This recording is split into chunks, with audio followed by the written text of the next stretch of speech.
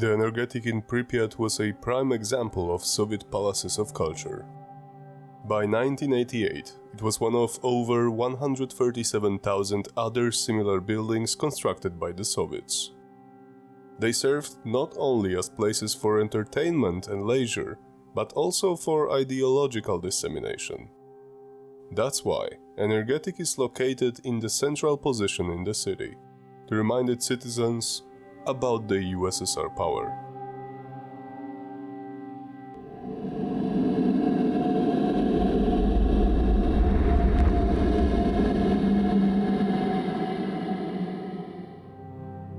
Hello guys. Last two Sunday episodes were dedicated to the zone. We introduced you into the subject and gave you the necessary context and information to better understand what the zone is, how did it come to life, and how it changed over the time. Today it's time to move forward. I want to tell you about the first particular spot in this miniseries. The Energetik building, which is a well-known landmark in the whole Pripyat and Chernobyl area. We will focus not only on its current state, but its history and significance to the Pripyat population before the Chernobyl disaster. Maybe even more on that, and less on the recent times, as its history is really interesting and important. Let's start. Chernobyl Exclusion Zone. Part 3. Energetik, the cultural center. You may have heard that there are many energetics around the former Soviet Union. That is partially true. USSR built over 137,000 places like the one in Pripyat. Despite the Soviets liked using the same schematics all over again, these buildings were often not even similar. Their main role was to be a place of culture and somewhat politics, as they often served as gathering zones for both local citizens, military and politicians. For example, during important national holidays like the Victory Day or Labor Day. Pripyat was not an exception. The whole city was constructed from the scratch, and even today some people consider it to be one of the most well-planned places during the Soviet times. That's why Energetik is located in the central position in the city, to remind its citizens about the USSR power. They played a significant role in society. They were designed to be centers of cultural, social and recreational activities within their communities, especially in towns and cities closely linked to specific industries or large enterprises, such as Pripyat with its association to the Chernobyl nuclear power plant. These cultural palaces were part of a broader Soviet initiative to provide workers and their families with access to arts, education and sports, reflecting the state's paternalistic approach to welfare and its ideological commitment to the all-around development of its citizens. Facilities typically included theaters, cinemas, libraries, dance halls, art galleries and clubs for various hobbies and sports.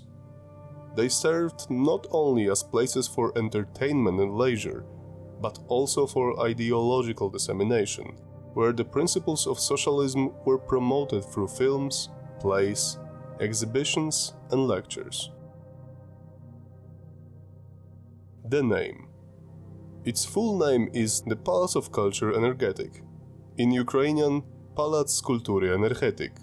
In Russian, Dvorec Kultury Energetik. It was built at the same time as the city itself, in the 1970s. By 1988, it was one of over 137,000 other palaces of culture constructed by the Soviets all over controlled territories, not the USSR alone. But I mentioned that Energetik was one of its kind. That's true, as the name itself was a play of words. Energetik means energetic, lively, as well as a common name for a power plant worker. This reasoned well with the purpose of this place, as it was supposed to animate the local life. That's why we should consider it a palace of culture, which was a typical Soviet building constructed in thousands of cities. Energetik was just a name for this particular palace, located in Pripyat.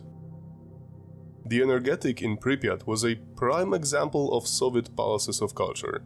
It acted as a cultural and social hub where workers could engage in a variety of activities, fostering a sense of community and shared cultural life. These institutions were integral to the social fabric of Soviet cities, intended to enrich the lives of the population and provide a counterbalance to the demanding work environments. For example, Energetik has its own swimming pool called Azur, or Lazurowy in Polish. At the front of the building, there was a large square where the local events took place, while at the back, there was an amusement park being constructed. It's where the famous Ferris wheel is at. Post-disaster. After the Chernobyl disaster, the loss of places like Energetik was also a loss of communal and cultural spaces that had been central to the identity and daily lives of the inhabitants. It was not abandoned directly after the disaster, as it served many purposes after, including temporary housing for the Chernobyl liquidators or a makeshift warehouse for necessary equipment. Before Energetik ran to ruin, it was briefly used as a courtroom in July 1987 for the infamous Chernobyl trial, where the 6 were accused of being responsible for the accident. You probably know some of those: Anatoly Dyatlov, Nikolai Fomin, and Viktor Brukanov. One of many interesting stories about that particular place in the whole zone is that the Azur swimming pool was closed in 1998, 12 years after the disaster. Even before the fatal April 1986, Azur was considered one of the cleanest spots in the city. That continued even post-disaster, as during those 12 long years it was mostly used by Chernobyl liquidators. Like the rest of Pripyat, it was abandoned following the Chernobyl disaster, when residents were evacuated due to the radioactive fallout from the reactor explosion. They were never allowed to return. That's why Energetik, as well as its swimming pool and adjacent basketball court, have been decaying since most of the people using them left forever. Another interesting story is connected to the amusement park. Maybe you didn't know that the park was never officially opened. If we were to believe some of the stories we still can hear, the grand opening was scheduled for 1st of May 1986, for May Day celebrations. As you may have already guessed, those plans were cancelled on April 26th.